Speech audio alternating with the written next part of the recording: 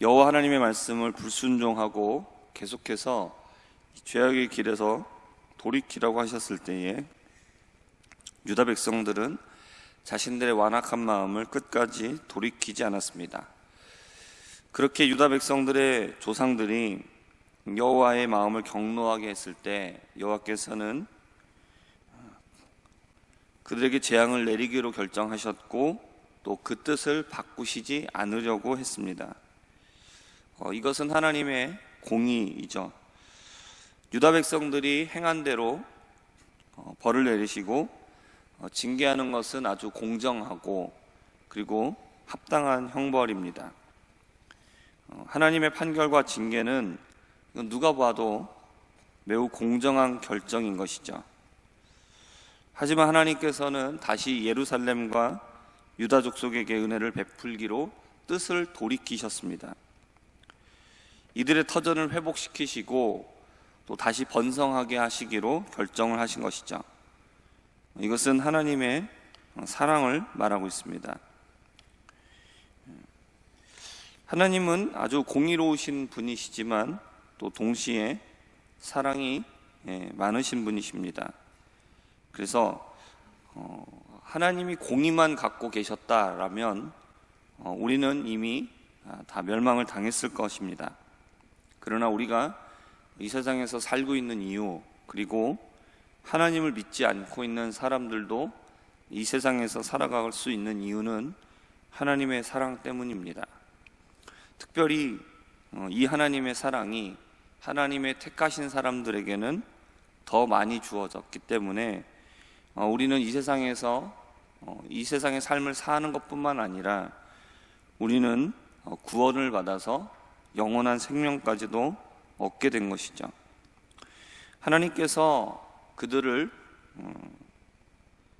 징계를 내리시겠다는 이 결정을 돌이키시기 전까지는 유다 백성들은 두려워하고 있었습니다.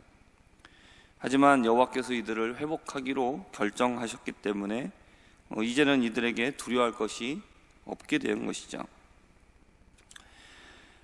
그러나 여호와께서 이들을 회복시키기로 하셨지만 그 이후의 삶에 대하여서 아무렇게 살아도 좋다라고 하신 것은 아니었습니다. 오늘 본문 16절과 17절의 말씀에 이렇게 얘기합니다. 너희가 행할 일은 이러하니라. 너희는 이웃과 더불어 진리를 말하며 너희 성문에서 진실하고 화평한 재판을 베풀고 마음에 서로 해하기를 도모하지 말며 거짓 맹세를 좋아하지 말라. 이 모든 일은 내가 미워하는 것이니라. 여호와의 말이니라 라고 말씀하십니다. 이 내용은 유다 백성들이 멸망당하기 이전에 그들의 조상들에게 주셨던 내용과 동일합니다. 이들의 조상은 바로 이 말씀을 지키지 않았기 때문에 멸망을 당했던 것이죠. 근데 하나님께서는 이들을 불쌍하게 여기시고 다시 기회를 주신 것입니다. 그렇기 때문에 용서를 받고 기회를 받은 자들은 이전의 실패를 기억하고 다시는 그와 같은 죄를 범하지 않도록 주의하고 또 주의해야 하는 것입니다. 하나님의 용서를 오해하는 사람들은 이전에 잘못을 용서해 주신 것을 이전에 잘못한 것도 그냥 묵인해 주는 것이다, 또는 이게 잘못한 게 아니라 잘한 것이다 라고 생각한다라는 겁니다. 하나님께서 이전에 잘못을 용서해 주시는 이유는 잘못한 것을 뒤집어서 옳은 것이다 라고 인정해 주기 때문도 아니고 이전의 잘못을 묵인해 주는 것도 절대로 아닙니다. 다시 용서를 받을 수 없을 만큼 잘못을 한 것은 분명합니다. 그러나 그를 불쌍하게 여겨서 다시 기회를 주는 것이기 때문에 이전과 같은 잘못을 범하지 않도록 해야 되는 것이지 이전의 잘못을 또 범하면 안 되는 겁니다. 예수님은 가늠하다가 잡힌 여자와 단 둘이 남아 있게 됐을 때 그녀에게 말씀하십니다. 나도 너를 정죄하지 아니하노니 가서 다시는 죄를 범하지 말라고 하시죠. 이것은 여인이 저지른 간음죄를 그거 죄가 아니다 이렇게 말씀한 게 아닙니다. 또는 이전에 지은 그 간음죄를 묵인하신 것도 아니죠. 분명 그 죄는 사람들이 여자를 데리고 왔을 때 말했던 것처럼 돌에 맞아 마땅한 죄가 맞습니다.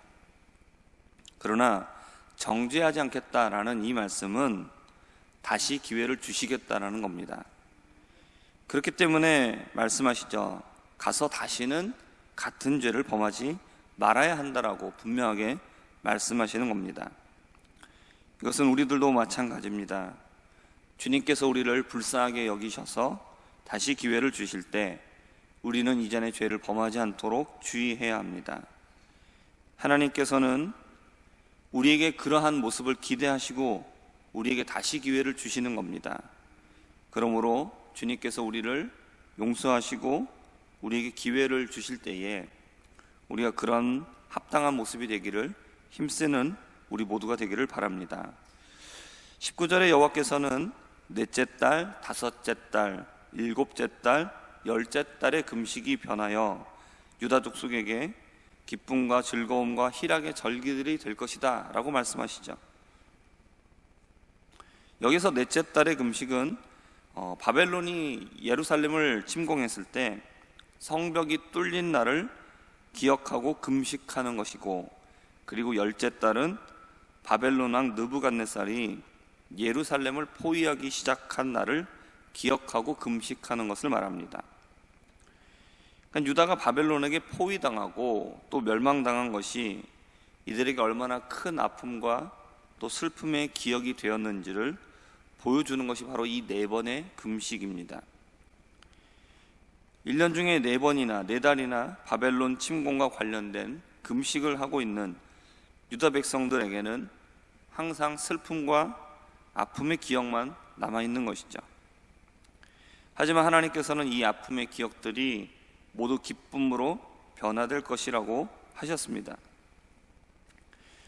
유다를 회복시키시는 여호와 하나님의 은혜를 보게 된 여러 백성과 많은 성의 주민들은 모두 빨리 가서 여호와를 찾고 자신들도 그 은혜를 구하러 오게 될 것이다라고 말씀을 하셨습니다.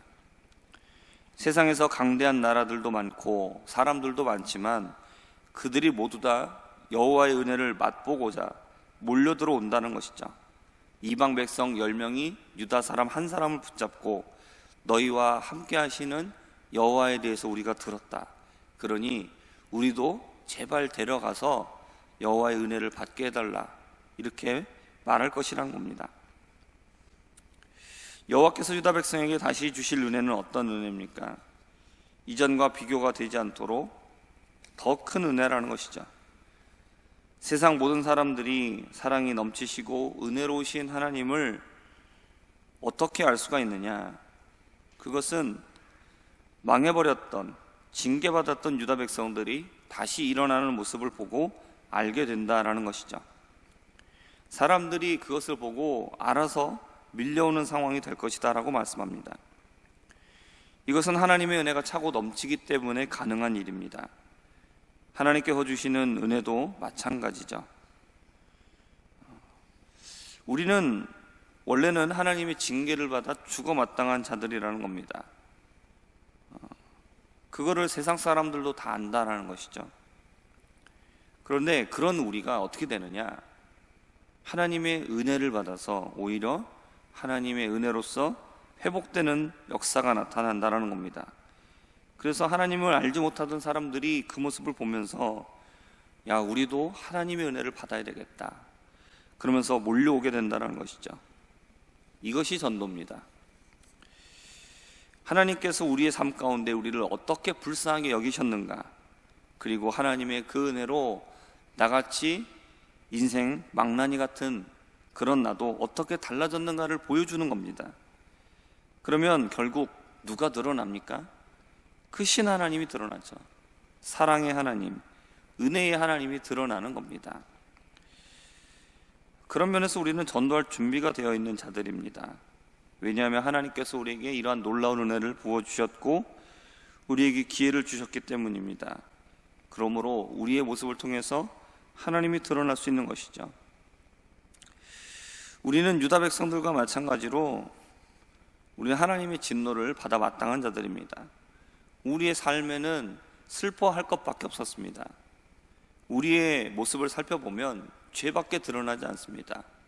4월, 5월, 7월, 10월 말할 것 없고 1년 365일 우리는 우리의 허물만 드러나는 인생입니다. 그러나 하나님은 우리를 어떻게 바꿔주셨습니까? 우리를 불쌍히 여겨주시고 우리를 다시금 하나님의 은혜로 회복시켜 주셨습니다. 그래서 슬픔이 변해서 기쁨이 된 것이죠. 우리의 눈물을 닦아주시고 우리에게 즐거움을 허락해 주신 겁니다. 그러므로 바라기는 우리가 이러한 하나님의 은혜의 증거가 되길 원합니다. 사람들이 우리를 바라보면서 하나님께서 우리를 위해서 얼마나 큰 일을 행하셨는지를 나타낼 수 있는 우리가 되고, 그러한 우리의 모습을 통하여서 사람들이 주님께로 나오는 그런 역사가 일어나는 우리의 삶이 되고, 또한 우리 교회가 되기를 주님의 이름으로 축복합니다. 기도하겠습니다. 하나님 아버지, 우리의 이전의 모습은 어떠했습니까? 우리는 들추면 들출수록 죄만 드러나고 허물이 많은 인생들입니다. 그러나 하나님께서는 그러한 우리를 불쌍히 여겨주셔서 하나님 우리에게 사랑과 은혜를 베풀어 주시고 하나님의 자녀, 하나님의 백성 삼아주심이 감사합니다. 하나님 아버지, 우리의 삶을 통해서 하나님 나의 모습을 통해서 이러한 사랑과 은혜가 넘치시는 그러한 하나님이 증거되게 하여 주시고 오직 하나님만 나타낼 수 있는 인생이 되게 하여 주시옵소서. 하나님, 그러므로 우리의 모습을 보고 하나님을 알지 못하는 자들이 나도 저러한 은혜를 받았기를 원한다, 그렇게 말하며 우리를 붙잡고 제발 우리를 하나님께 인도해 달라고 그렇게 나오는 역사가 일어날 수 있는 우리의 삶, 그런 우리 교회가 될 수 있도록 주님 은혜를 부어 주시옵소서. 하나님, 이제 오늘부터 하나님 2박 3일간 청년부 수련회가 시작됩니다. 하나님, 정말로 우리 모든 청년들이 하나님 앞에 나아가서 하나님의 은혜를 구하면서 하나님의 이 사랑을 구하면서 하나님 나의 인생을 변화시켜 달라고 하나님께 매달리고 하나님의 은혜로 충만하게 하나님 정말 받을 수 있는 그런 시간 되도록 주님 은혜 베풀어 주시옵소서. 예수님의 이름으로 기도합니다. 아멘.